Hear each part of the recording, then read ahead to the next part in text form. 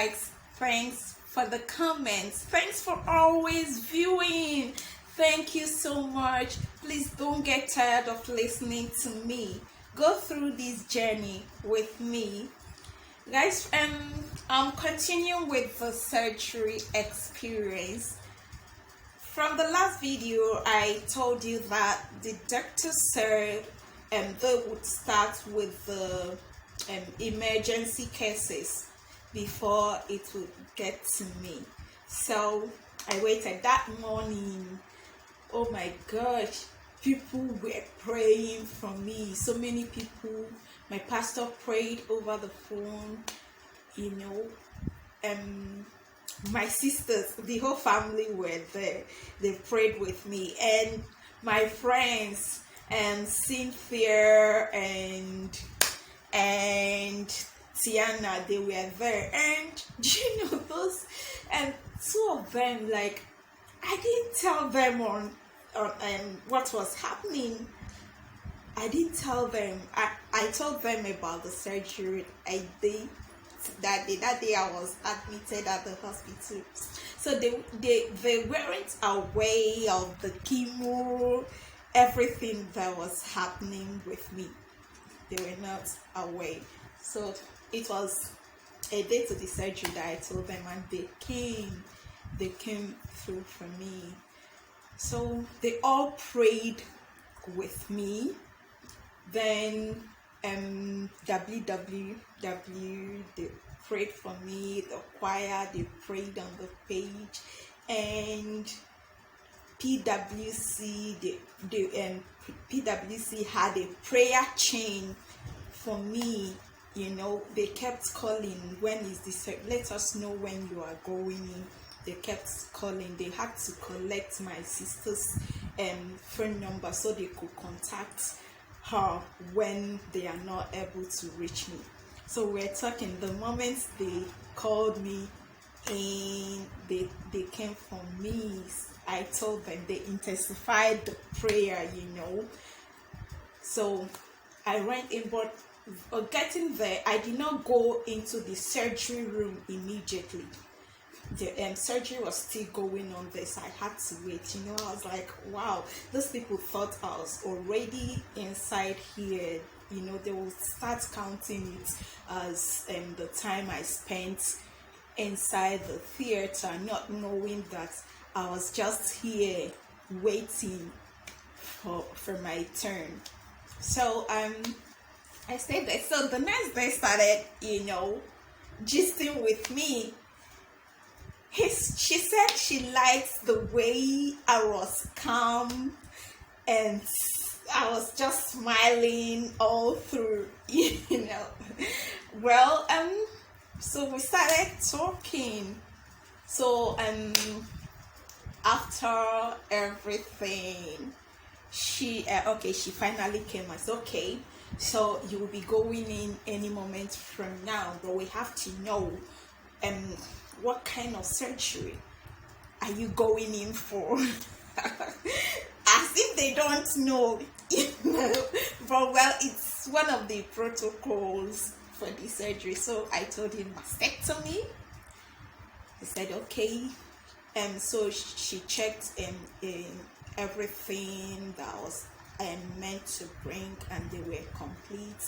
Checked the blood if it's okay. So she just checked everything and made sure it was okay. So she asked me my main surgeon the name. I told her, sorry. So she also asked the doctors questions like how long is the surgery going to take, some questions. I can't remember all. Even as I was smiling, there was still panic out there. Not for the surgery though, but how would I feel after the surgery? How would I feel? Would I be okay again? How would I take this pain? The part of my body won't be there anymore. I will wake up with warm breast, So I was just thinking, it was going through my mind, but as I tried as much as possible not to allow it weigh me down or bother me. So after spending that whole time, also I spent, okay, let me say, I'm sure I spent more than 30 minutes outside there. So I don't really check the time I spent there, but I was sure I spent more than 30 minutes outside there before they wheeled me inside the theater. Oh my gosh. Okay, there, I don't know, the smile, I just smile. I just smile. I don't know why. So inside there, I was still smiling. So the next day, the doctors there, the anesthetics, other doctors there, they was just like, she's smiling. She's so calm, smiling. So my surgeon told them, Chivu, that's the way she is. She always smiles. So they said, okay, that's very nice. So they first gave me an injection, and before you know it, I started feeling drowsy. I told them I was feeling drowsy because I've heard stories that people usually talk nonsense things that does not make meaning when they are giving injections. So I didn't want to say those kind of things. So I just told them I was feeling drowsy. So the anesthetic said I was going to have the most beautiful sleep that I've ever had in my life. So that was the last thing I knew. I slept.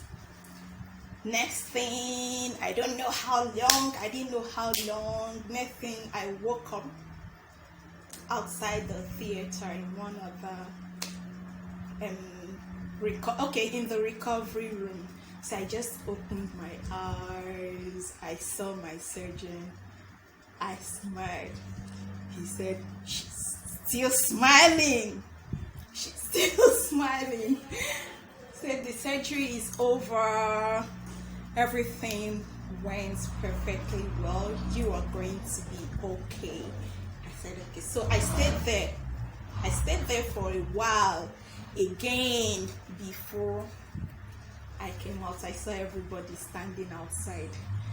They said I smiled out as well. I didn't know when I smiled, probably because I saw so many of them, all my family members, my friends standing outside there. And you know what? The surgery wasn't let me say, the surgery was a tough decision for my family. People would always come, there are alternative treatments. You don't have to do this. You could go to this place. This person has gone there and the cancer is gone. And so try this. You don't need to do this. So even while I was inside the theater, my sister brought someone to come and, convince me to try the alternative treatment. So before the person could come, I'd already entered the theater. But you know what? At the end of the day, she realized that was the best decision. It was a tough decision to make, but I don't regret it. I don't even remember. It's just God. It's just God, because the way I thought I would feel when I woke up wasn't the way. I didn't feel that way at all. I didn't feel that way at all. God just helped me. I didn't know how it happened. Everybody was surprised. Even me, I was surprised at the way I handled the situation. It's just God. The prayers that were said, all the prayers wasn't in vain. I felt that it was God. It was just what God did. One of the things God did for me So guys, I'll stop here today, and the next time I'm going to share how love helped me to recover, the kind of love I experienced that period. Wow, it was amazing from all corners, everywhere. I'm going to share it in the next video. Thank you for viewing. Thank you guys, and please always remember to check yourself. Develop long positive relationship with your body. When you check yourself, you are not looking for cancer, you are just developing long positive relationship with your body. And remember, it could have been worse, but God did not allow it. So if God did not allow it, He's going to bring you out of this situation and you will be just fine. So let's loud it. Cancer is not a death sentence. Early detection and treatment is the key to survival. See you. Bye.